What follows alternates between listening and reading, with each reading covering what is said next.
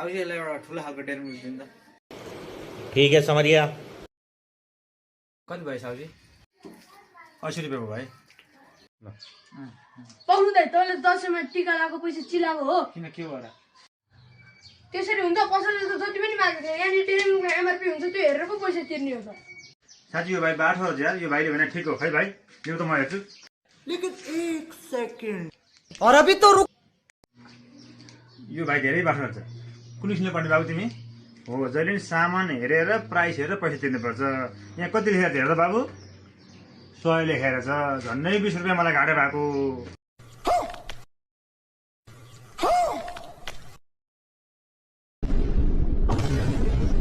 तपाईँ जाने बाटो पर्छ।